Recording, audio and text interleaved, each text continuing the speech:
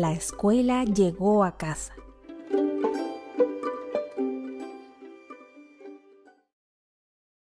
Hola amigos, sean todos ustedes bienvenidos a una nueva clase de historia.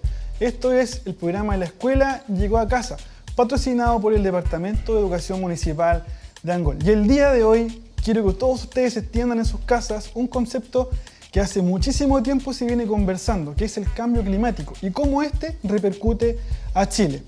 Pero ¿sabían ustedes que el 97% de los especialistas y científicos en el mundo indican que el culpable de este fenómeno climático es el hombre? Y que a partir del año 1992 las Naciones Unidas comenzaron a enfatizar este problema, a problematizarlo, y las naciones firmaron contratos y convenios para poder disminuir las emisiones de efecto invernadero, y que a la fecha no ha habido una respuesta concreta. Bien, vamos a ver nosotros el día de hoy cómo este fenómeno climático afecta a Chile, o si lo afecta gravemente, o lo afecta paulatinamente, o de poca forma, o de mediana forma. Así que eso es lo que vamos a ver el día de hoy. Chile y el cambio climático. Y el objetivo de la clase va a ser el siguiente. Vamos a conocer y comprender el cambio climático en nuestro país, características principales y metodologías para superar esta problemática planetaria. Así que los invito a todos ustedes en sus casas a poner mucha atención y participar, y que puedan comentar también con sus familiares acerca de este tema. ¿Ok? Así que, primero, ¿qué es lo que es el cambio climático? Bien, la definición es la siguiente. Un cambio climático se define como la variación en el estado del sistema climático terrestre, formado por la atmósfera, la hidrosfera, la criosfera, la litosfera y la biosfera, que perdura durante periodos de tiempo suficientemente largos hasta alcanzar un nuevo equilibrio. Quiero enfatizar acá que el tiempo climático es distinto al clima. El tiempo climático varía de acuerdo a las horas. Podemos diagnosticar, no sé, que hoy día va a llover y mañana va a estar soleado, ¿ya? Pero el clima es un estudio acabado de aproximadamente 20 años para poder diagnosticar si el clima en un lugar determinado, o en un país determinado, o en el planeta está cambiando. Muchos dicen que el cambio climático es un cuento inventado, pero podemos ver que ha afectado este cambio climático significativamente a, ¿qué cosa? La atmósfera, la hidrosfera, la criosfera, que son los hielos, la litosfera y la biosfera en nuestro planeta. Y es un problema real y que debemos, usted y yo, tomar conciencia de esto. Bien, se habla mucho de cambio climático, ¿verdad? Y también se habla acerca de este efecto invernadero. Bien, pero ¿cómo funciona esto? El Sol emite rayos UV que penetran la atmósfera. La Tierra absorbe estos rayos ultravioleta. Y los rayos obviamente después tienen que rebotar y volver al espacio. Pero ¿qué pasa? Dada a las emisiones de efecto invernadero de CO2, de las industrias, de lo que nosotros hacemos también en nuestro diario vivir, acá se forma una capita de gases. Esta capa de gases no permite que los rayos reboten, sino que se quedan en la atmósfera, generando que la Tierra se sobrecaliente, ya aumentando 1 o 2 grados, que quizás pueden ser para nosotros pequeños, ¿verdad? O minoritarios, pero que para el mundo entero 1 grado o 2 grados significa bastante problema, como por ejemplo algo tan simple como el deshielo de las nieves eternas, o en el extremo austral, el clima polar ártico, entre otras complicaciones más. Bien, pero ¿cómo afecta este cambio climático a nuestro país? Y eso es precisamente lo que nosotros vamos a conocer y comprender el día de hoy, ¿ya? Chile, nuestro país, se considera un país altamente vulnerable al fenómeno del cambio climático. ¿Por qué? ¿Piensan ustedes? Bueno, la razón es simple. Esto se debe a una serie de características. ¿De qué tipo? Geográficas, de alto riesgo que tiene nuestro país. Recordemos que la extensión de nuestro país es mucha. Tenemos un país muy largo, que si bien es cierto, es pequeño en el sentido de la angostura, pero abarca mucho territorio. Y tenemos variados tipos de clima en diferentes partes de nuestro país. Tenemos clima desértico árido, tenemos el clima de tundra, hasta tenemos clima tropical en la isla de Pascua. Por lo tanto, Chile es un país muy rico desde el punto de vista climático. Y la geografía tiene mucho que ver con eso. Bien, ¿por qué la geografía? Porque las áreas del borde costero son de baja altura. Esto quiere decir que cuando hay un fenómeno climático importante y el nivel del mar sube, como en la costa es baja, ¿qué pasa? Se cubre de agua, provocando riesgos de inminente inundación. Y es más, es lindo vivir al lado de la playa. ¿A quién no le gustaría tener un departamento, una casa en la playa, ¿cierto? Levantarse en la mañana y ver el mar. Pero tiene sus riesgos. Si nos fijamos acá, hay una serie de departamentos, de casas, ¿verdad? ¿Y qué ocurriría si el mar sube? Inundación. Y es más, si hay un fenómeno o un cataclismo de otro nivel, ¿qué ocurriría con la gente que vive al lado de la costa? ¿Sería un problema? Claro que sí, ya nos ha pasado. Pero lamentablemente nosotros no entendemos, ¿ya? Bien. Este fenómeno climático afecta también a Chile, producto de lo que estamos conversando, que las áreas costeras son bajas y también que nuestro país posee ciertas áreas áridas, potentes, semiáridas y tenemos mucho bosque. ¿Y qué ocurre cuando tenemos escasez del recurso hídrico? Los bosques se resienten. Recordemos que tenemos un desierto en Atacama, y que dicen los expertos que ese desierto obviamente es el más árido del mundo, pero avanza cada día más al sur. Ya quizás nosotros no lo podemos ver, digamos, chuta, el desierto está avanzando. No, sino que es un periodo largo, pero el desierto va avanzando. De hecho, los cronistas, en especial Pedro de Valdivia, cuando llega a nuestro país, él hablaba de la pampa del Tamarugal. Y hablaba de que habían muchos ríos con mucho caudal. El caudal es la envergadura del río, ¿verdad? Y si nosotros vemos hoy día la famosa pampa del Tamarugal, no tiene ningún tamarugo. No hay ríos. ¿Qué indica eso? ¿Que el fenómeno climático está cambiando? Claro que sí. Es preocupante. Y es responsabilidad, insisto y enfatizo, de usted y también de mí. Bien.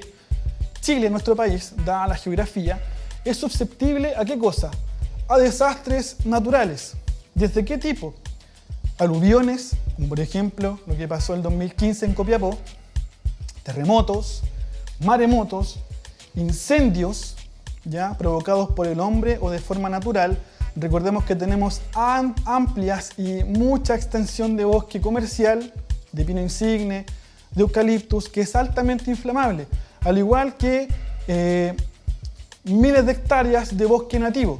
Yo recuerdo hace unos años atrás, allá en Chillán, en Ñuble, en la reserva Ñuble, producto de un rayo, en verano, se quemaron cientos de hectáreas de bosque nativo, ¿ya?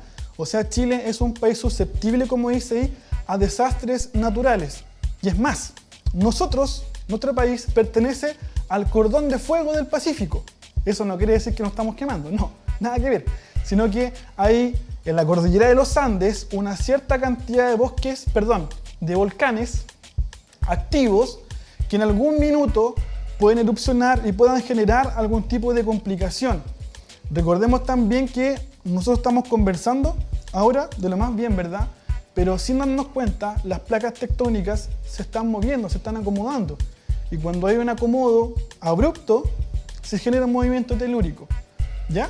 Así que somos susceptibles en nuestro país, dada la geografía, a desastres naturales. Y esto se puede potenciar aún más si el cambio climático es abismal y abrupto en nuestro país.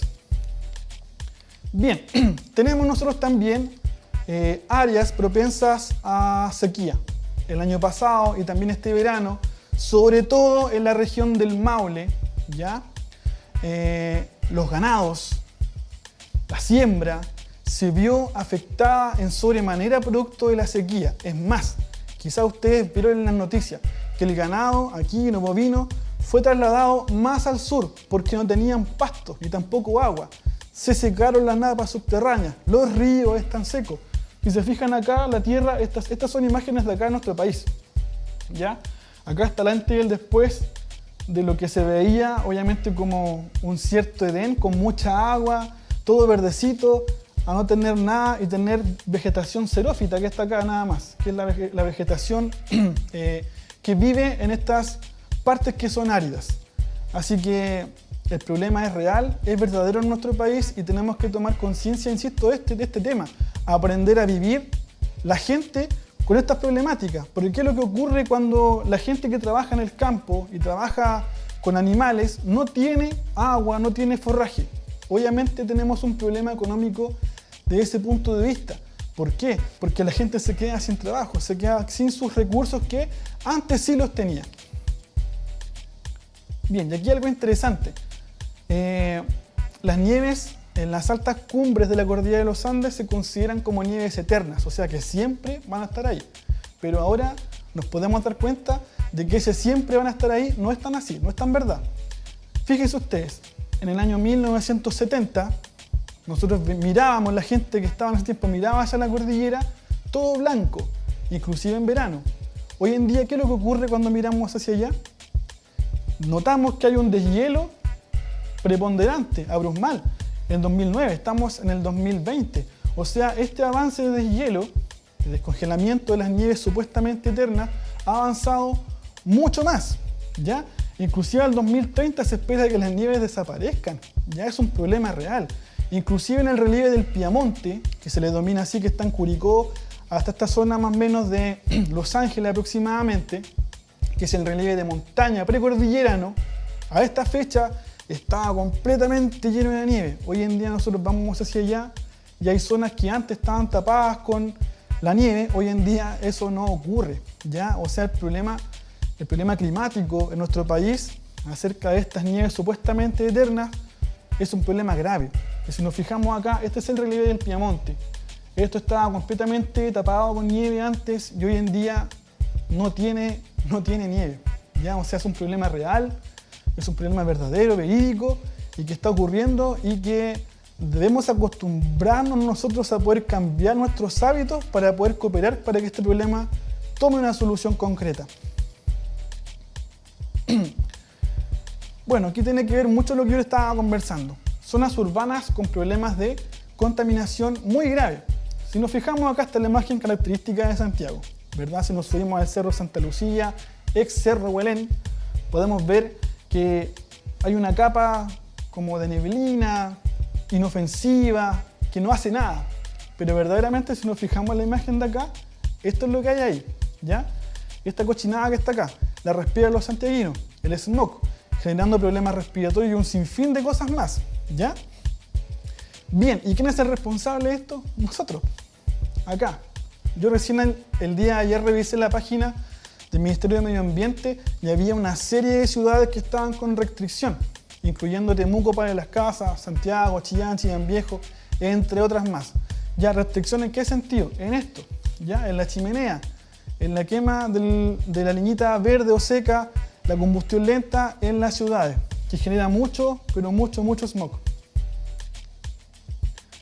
Ya, a esto se suma la alta dependencia que tienen las principales actividades económicas al clima del país. Van tomados de la mano. Hay una correlación directa entre el clima y las actividades más importantes que tiene nuestro país, como por ejemplo, ¿cuáles? La minería, la ganadería, la silvicultura, la agricultura, la pesca.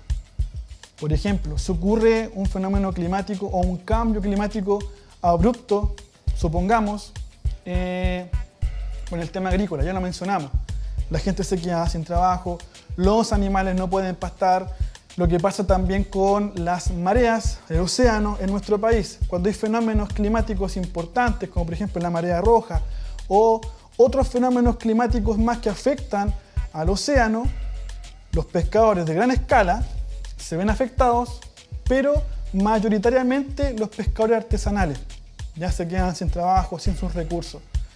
Y eso ocurre, todos los años pasa lo mismo, dado que nosotros somos, como les dije en un principio, el agente principal en este cambio climático importante que está sufriendo nuestro planeta. También agregar, ¿verdad?, que el cultivo de bosque comercial, que si bien da trabajo a muchas personas y es muy importante, también hace un daño a la tierra, al ecosistema en el cual se siembra, se planta este bosque. ya que el bosque comercial, es decir, el pino insigne o el eucaliptus, bota una resina al suelo que todos los nutrientes que tiene el suelo los va eliminando de a poquitito. Y también el pino y el eucaliptus consumen mucha agua, secando a veces las napas subterráneas. Bien, es un bien porque entrega mucho trabajo, es una actividad económica importante en nuestro país, pero también genera un daño ecológico significativo e importante. ¿Qué decir de la minería? ¿Verdad? Se ocupa mucha agua.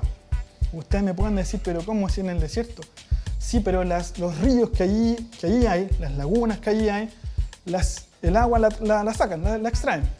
¿Ya? Porque recordemos que el agua se privatizó hace mucho tiempo atrás y compran los derechos de agua, las empresas. Y con esos derechos de agua ellos trabajan el mineral, ¿ya? Disminuyendo mucho los caudales que ya estaban disminuidos en el desierto, los disminuyen muchos más, perjudicando los ecosistemas, la vida, el desierto florido. Hace muy poco tiempo atrás los flamencos ya en el norte no están porque se fueron a otra parte, porque no hay agua. O sea, en realidad, si bien es cierto, tanto la economía como el clima van tomados de la mano, pero tiene que haber un desarrollo sustentable, no solamente acabar con todo el recurso natural, con las materias primas, disminuyendo los ecosistemas. Tiene que ser algo sustentable, porque hace mucho tiempo se habla de desarrollo sustentable, pero en la práctica eso lamentablemente no ocurre. Bien, los eventos climáticos extremos, como sequías que ya lo hemos mencionado, o inundaciones han afectado de forma importante el desarrollo de nuestro país y la economía, como por ejemplo aluviones y sequías que generan un golpe económico significativo. Bien, ante toda esta panorámica global que hemos analizado brevemente, ¿qué hacer para enfrentar este problema? Hay dos ámbitos o dos caminos de acción. Uno, el primero de ellos, es la mitigación y el segundo es la adaptación. Y eso es lo que vamos a comprender ahora en la siguiente diapositiva. Primero, tenemos, bien, dice el título, ¿verdad? Medidas frente al cambio climático. Mitigación, reducir los efectos del cambio climático. ¿Cómo?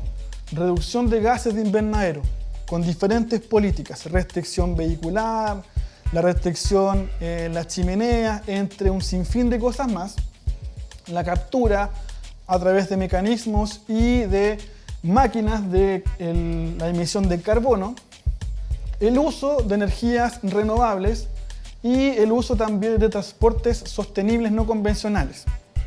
Esto se complementa con la adaptación, reducir la vulnerabilidad de los ecosistemas al cambio climático, generando una reforestación grande, cultivos variados de plantas medicinales, de hortalizas, entre otras cosas más, la protección de infraestructura y, algo importante, respuesta inmediata y efectiva a las emergencias que pueden suceder en nuestro país. Entonces, tenemos dos caminos frente al cambio climático en nuestro país, que son dos: la mitigación y la adaptación, que le vamos a profundizar a continuación. Chile debe reducir sus emisiones de gases de efecto invernadero. En el año 2015, la presidenta de turno, que era la señora Michelle Bachelet, firma un contrato en el Acuerdo de París, donde los países de ese acuerdo se suscriben a bajar sus emisiones y aumentar su nivel de ambición de baja emisión, ¿verdad?, cada 5 años. El último reporte del organismo que estudia el cambio climático, el año 2018, hace un llamado a actuar de manera urgente para evitar efectos irreversibles, limitando el calentamiento a no más de 1,5 grados Celsius.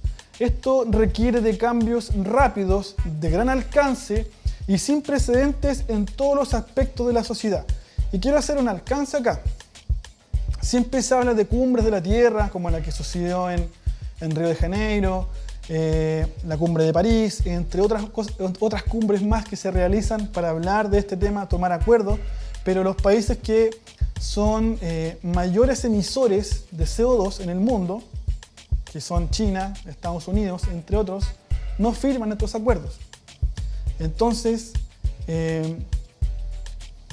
Podemos hablar de ciertas cosas, de hecho la ONU, la sede está en Nueva York, en Estados Unidos, pero no hay acuerdos sustantivos de estos países que ya mencioné para disminuir las emisiones sustanciales de CO2.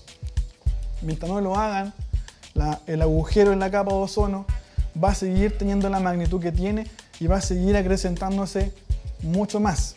Inclusive en este tiempo de pandemia que estuvimos nosotros viviendo y que estamos viviendo, y los países industrializados más grandes que ya mencioné, como por ejemplo China, los científicos diagnosticaron que ese agujero había disminuido, ¿ya? Porque las empresas estaban paralizadas y no emitían constantemente toneladas de CO2, ¿ya? Y ese agujero había disminuido. Obviamente ahora, como se está regularizando el tema en diferentes partes del mundo, ese agujero nuevamente va a crecer. Bien, reducción de emisiones. La presidenta Bachelet se comprometió a reducir las emisiones de efecto invernadero en un 30% a través de los propios medios de nuestro país y en un 45% sujeto a financiamiento internacional, con el objetivo de que la temperatura en el mundo no aumente más de 2 grados. Otra cosa más que se comprometió nuestro país en aquel acuerdo: incentivar la descarbonización de nuestra economía, impulsando el crecimiento a través de energías limpias y renovables.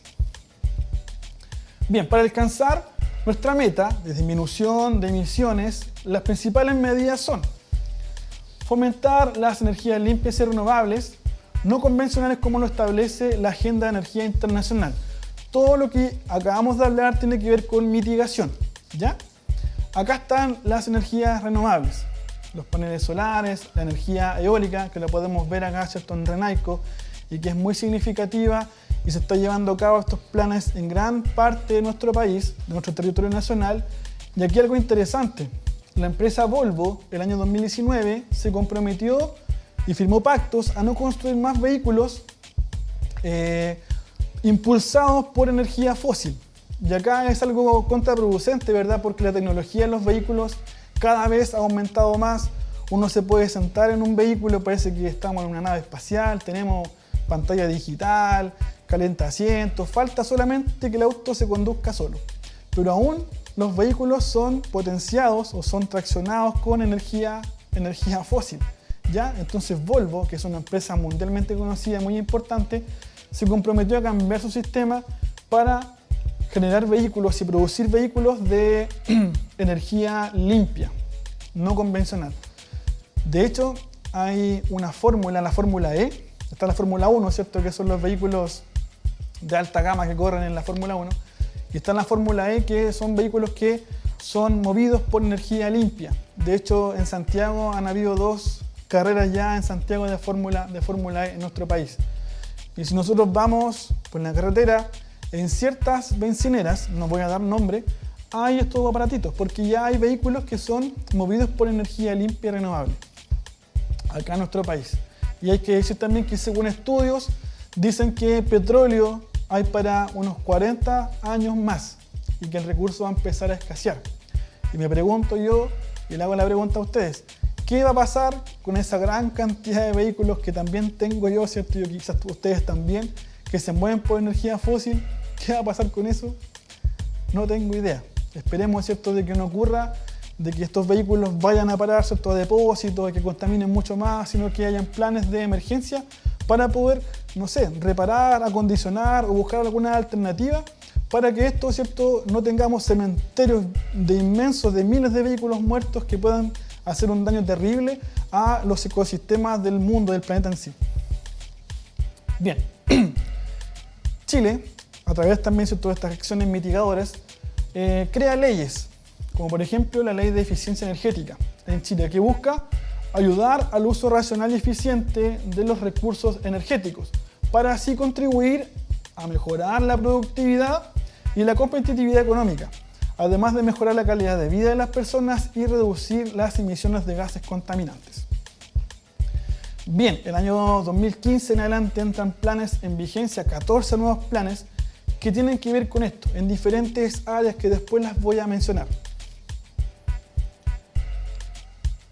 Bien, hay impuestos verdes, relacionados a las empresas más grandes que emiten megavatios térmicos sobre los 50 y que tienen muchas emisiones también de gases contaminantes porque ocupan combustibles fósiles como por ejemplo el carbón o el petróleo u otros derivados. Hay impuestos también a los vehículos, tanto los que son movidos por benzina así como también por diésel, que también hay restricciones e impuestos para estos vehículos para que en cierta medida la gente no los compre, porque los impuestos suben el valor, pero la gente los compra igual, ¿ya? Bien, tenemos una idea de reforestación tremenda en nuestro país que está potenciada por leyes también que lo impulsan, sobre todo aquellas zonas que han sido deforestadas o han sido quemadas por siniestro. Hay un plan de reforestación de bosque nativo importante. Así que si usted en su casa tiene un patio más o menos adecuado, yo le invito a que plante un arrayán, un árbol nativo y así se haga responsable, sobre todo los más chiquititos, de ir a regarlo, de ver cómo está. Así que los invito a que realicemos todos nosotros un plan de reforestación. Recordemos que son los arbolitos quienes nos entregan el oxígeno para que nosotros podamos respirar. ¿Ya? Bien. Hablamos de mitigación con todas las acciones que ya mencionamos y tenemos el Plan Climático de Adaptación, que es la creación de 9 planes sectoriales, que yo les mostré las imágenes, pero acá están los nombres, que es un plan de biodiversidad, un plan de salud, un plan de pesca, de infraestructura, recursos hídricos, un plan para las ciudades, silvoagropecuario, energía y turismo.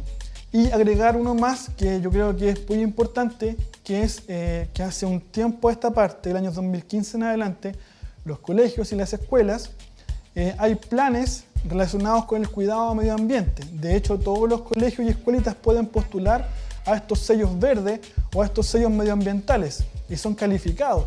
Y de hecho, en diferentes colegios, escuelitas, los alumnos se preparan, van a hacer innovaciones, inventan cosas para poder reciclar, plantan jardines, hermosean su colegio por estos planes.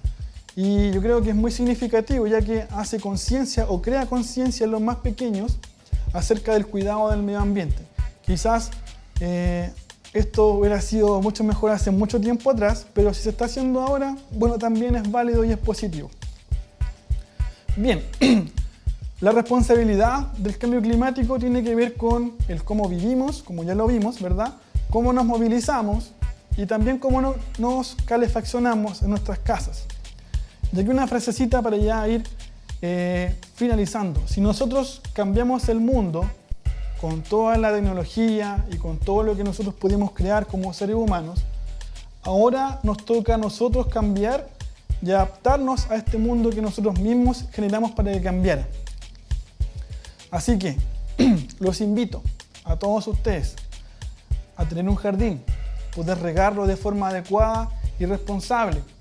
Cuando vayamos a tomar una ducha, cortemos el agua. Si vamos a lavarnos los dientes, no dejemos la llave corriendo.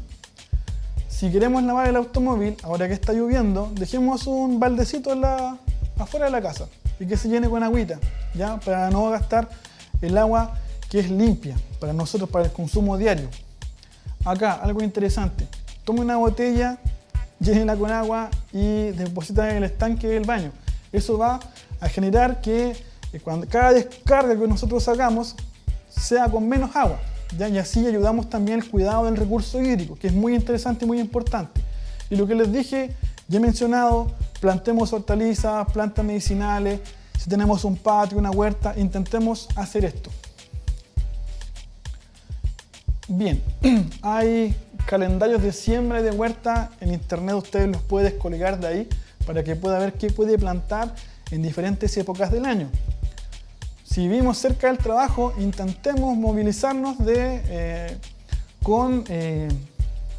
no sé, en bicicleta, caminemos. Bueno, esto está en Las Condes, ¿cierto? Esperamos de que algún día llegue aquí a Angol. Estos vehículos que son a corriente, que son scooter, así que sería rico poder tenerlo aquí en la plaza, ¿cierto? Si vivimos más o menos cerca, andar en él ahí y ayudamos también a contribuir al cuidado del medio ambiente.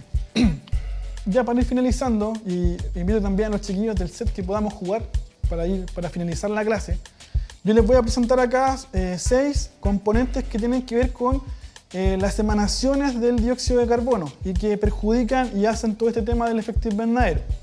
Las voy a dejar acá por 6 segundos, los voy a contar y después voy a presentar otra imagen, otra diapositiva que tiene más elementos. La idea es que ustedes puedan memorizar los 6 que están acá y después, al momento de cambiar la diapositiva y presentar los otros, ustedes pueden ver cuáles son los que se memorizaron. Vamos a practicar acá la memoria. Así que los voy a contar, van a ser 6 segundos. Así que también los invito a jugar acá en el set. 1, 2, 3, 4, 5 y 6. Ya, espero que lo hayan memorizado. ¿Ya? Ahora yo voy a presentar la otra imagen. ¿Cuál de los 6 son los que están acá?